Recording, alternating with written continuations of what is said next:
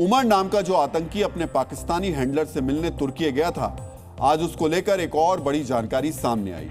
ये जानकारी आपको भी बेहद गौर से देखनी चाहिए। फरीदाबाद आने से पहले उमर नबी अनंतनाग के सरकारी अस्पताल में काम करता था।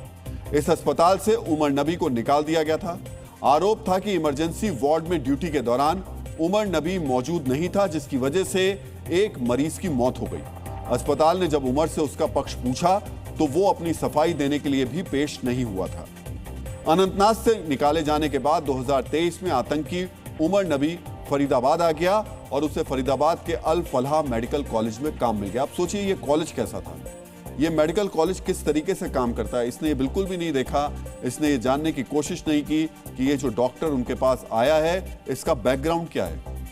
उन्होंने ये जानने की कोशिश नहीं की कि इसकी लापरवाही की वजह से एक शख्स की, एक मरीज की मौत हो चुकी है, जिसकी वजह से इसको कश्मीर से निकाला गया था। हैरान करने वाली बात है ना। जिस डॉक्टर की लापरवाही से मरीज की मौत हो गई, उस डॉक्टर को फरीदाबाद के अल फलाह मेडिकल कॉलेज ने बड़ी आसानी से अपने साथ जोड़ लिया। अब हम फरीदाबाद की इसी अल फलाह यूनिवर्सिटी से जुड़ा एक बड़ा अपडेट आपको बताने जा रहे हैं। जी न्यूज की पड़ताल में सामने आया है कि उमर नबी की ही तरह अल फलाह यूनिवर्सिटी में एक और ऐसे डॉक्टर को रखा गया था जिस पर आतंकवादियों से संबंध रखने का आरोप था। इस डॉक्टर का नाम है निसार उल हसन। निसार उल हसन पहले श्रीनगर के श्री महाराजा हरि सिंह अस्पताल में कार्यरत था। 2023 में उसे आतंकवादियों से रिश्ते रखने के आरोप में निकाला गया था। श्रीनगर से निकाले जाने के बाद निसार उल हसन का इस यूनिवर्सिटी से जुड़ाव हुआ। अल फलाह में उसे सीनियर रेजिडेंट डॉक्टर का पद दिया गया। दिल्ली बम धमाके के बाद से डॉक्टर निसार भी फरार है। पुलिस फिलहाल इस डॉक्टर की बेटी से पूछताछ कर रही है। ये तथ्य बताते हैं कि आतंकी ख्यालात वाले एक से ज्यादा किरदार अल फलाह यूनिवर्सिटी से जुड़े हुए थे। इस वक्त आपके टीवी स्क्रीन पर हम आपको वो आदेश दिखा रहे हैं जिसमें श्रीनगर के अस्पताल से डॉक्टर निसार को निकाले जाने का जिक्र है। इसके साथ साथ हमारे पास अल फलाह यूनिवर्सिटी के डॉक्टर्स की वो लिस्ट भी है जिसमें निसार उल हसन का नाम लिखा गया है।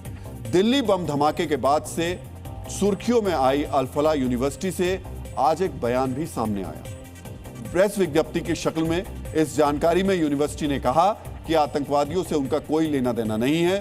साथ ही यह भी सफाई दी कि यूनिवर्सिटी के परिसर में कोई भी ऐसा रसायन नहीं रखा गया था जिसका इस्तेमाल बम बनाने के लिए किया जा सकता हो।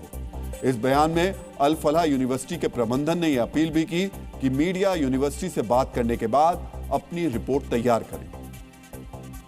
अल फलाह यूनिवर्सिटी की इस अपील को जी न्यूज ने स्वीकार किया और हमारे रिपोर्टर यूनिवर्सिटी परिसर में पहुंच गए। यूनिवर्सिटी पहुंचकर हमने पूछा, यूनिवर्सिटी प्रबंधन तो प्रेस विज्ञप्ति जारी कर रहा है, लेकिन जिनके कंधों पर यूनिवर्सिटी की पूरी जिम्मेदारी है, यानी अल फलाह ट्रस्ट के चेयरमैन जवाद सिद्दीकी, वो क्यों खामोश है?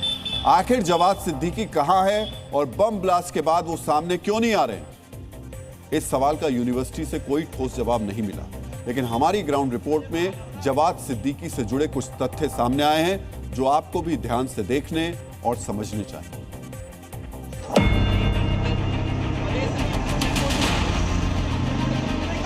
हरियाणा पुलिस पहुंचे।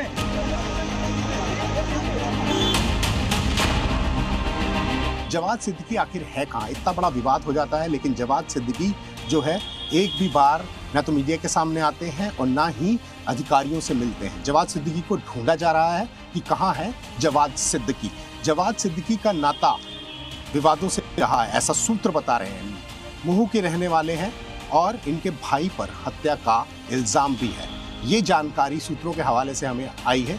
सूत्र ये बता रहे हैं कि वो फरार हैं, लेकिन अभी इस बात का इंतजार करना होगा कि जवाद सिद्दीकी सामने आए और मीडिया से भी बात करें और अपने बयान भी कोई दें।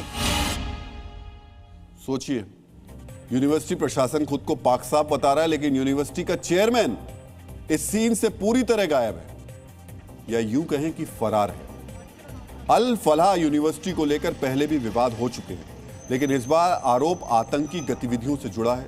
ऐसे हालात में कोई भी जिम्मेदार व्यक्ति सामने आता, जांच एजेंसियों और मीडिया से बात करता, लेकिन जवाद सिद्दीकी का गायब होना शक को जन्म देता है। इस अल फलाह यूनिवर्सिटी को लेकर एक और चौंकाने वाली जानकारी सामने आई है।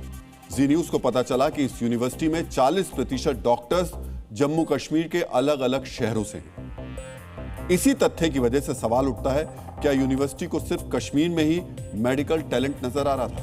लापरवाही और आतंकवाद जैसे आरोपों से घिरे कश्मीर के डॉक्टर्स को भी यूनिवर्सिटी ने जगह और बड़े पद दिए, जो कि हमने आपको बताए भी। अगर यूनिवर्सिटी प्रबंधन मीडिया के सामने आया तो उन्हें इस सवाल का जवाब जरूर देना पड़ेगा कि इन डॉक्टर्स पर अल फलाह यूनिवर्सिटी इतनी मेहरबान क्यों थी। लेकिन ताज्जुब की बात यह है कि इस यूनिवर्सिटी का जो चेयरमैन है वही गायब है। सिर्फ प्रेस रिलीज जारी करवा के बता रहे हैं कि हम बिल्कुल पाक साफ हैं, लेकिन जवाब देने के लिए और ये जो आतंकवादी अपने यहां जमा कर रखे थे उनके बारे में बोलने के लिए कोई सामने नहीं। जी हाँ मित्रों, अल फलाह यूनिवर्सिटी का चेयरमैन फरार है।